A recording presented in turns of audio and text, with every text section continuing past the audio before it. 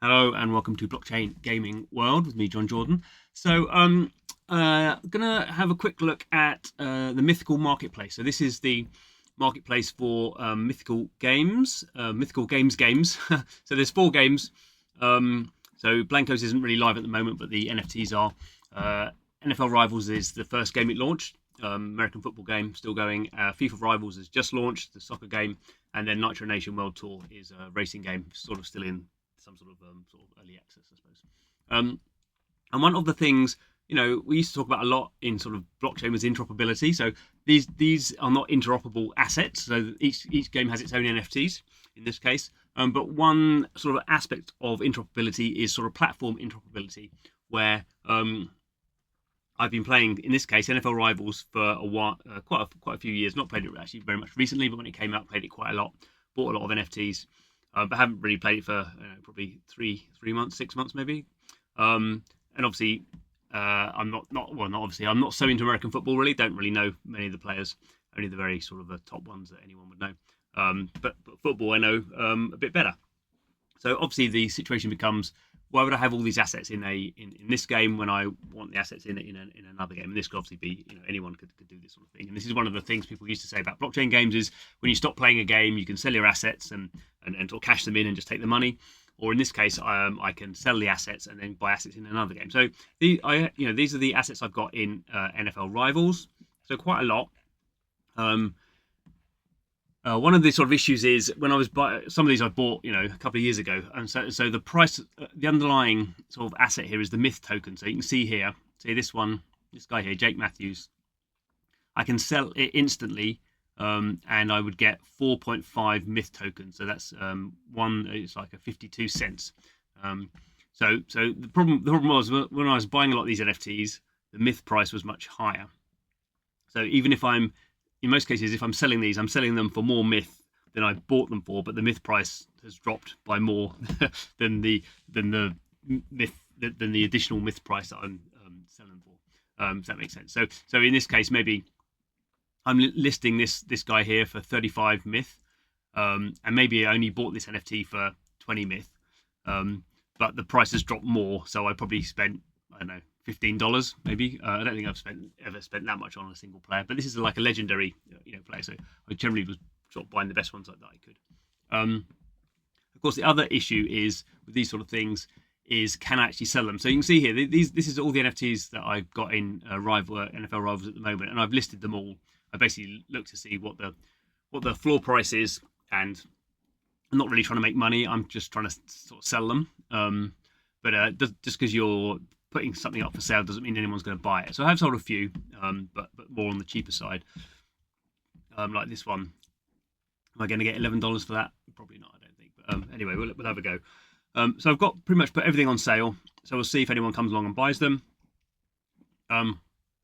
If not, one of the nice things the marketplace does is here it's just saying an instant sell.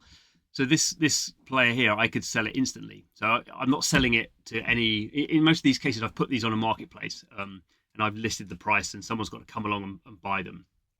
In this case, I could just sell it instantly, and basically, Mythical Games would buy this off me. So obviously, the deal is not very good compared to the price that people are selling these at. You probably get like 50% less.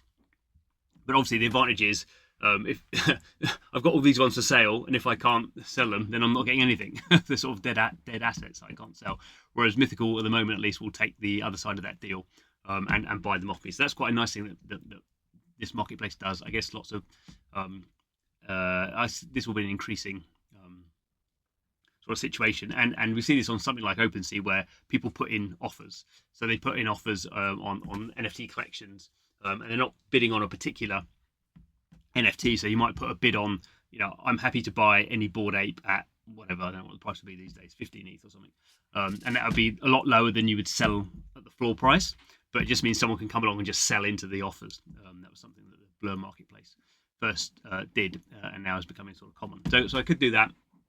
But obviously the sort of other thing is I want to go here to FIFA Rivals.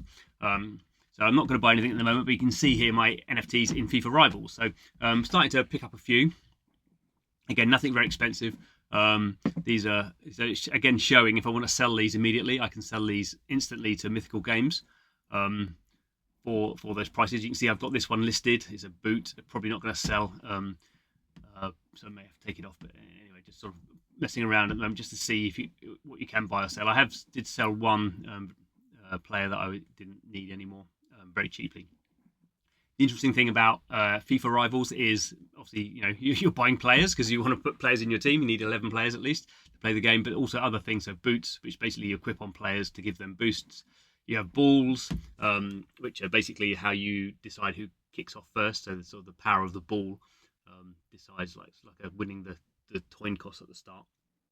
These emojis, which they're just sort of I guess sort of cosmetic, aesthetic sort of things. Similar things with the kits. So these ones are just one in the game, or just got them free in the game. Can't really sell them because well, you could try and sell them, I suppose, but basically people are winning these in the game, so they don't really have a lot of value. Whereas some of these players are.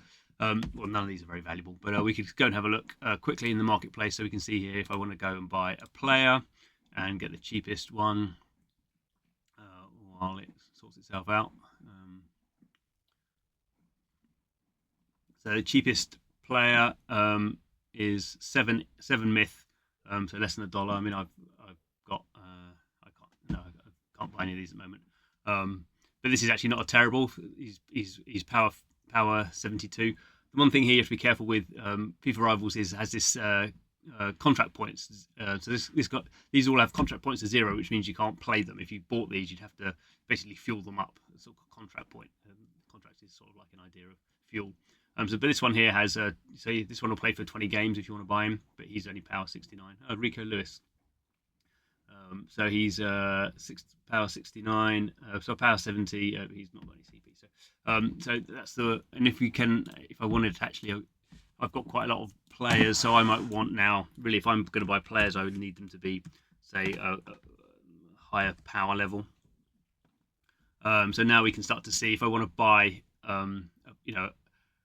the next level up from what I've got in my game. So my players are sort of 71 to 73. If I want to buy a 75 player, then that's going to cost me, it's not massively expensive, like $4. So not terrible, but you're starting to go up from the sort of $1 to $2 level. This one's quite good. And could do with the new goalkeeper, 78 power goalkeeper, $5. Yeah, maybe save up for him. And if we go to the, there are some over at 80. I don't know what the maximum is at the moment.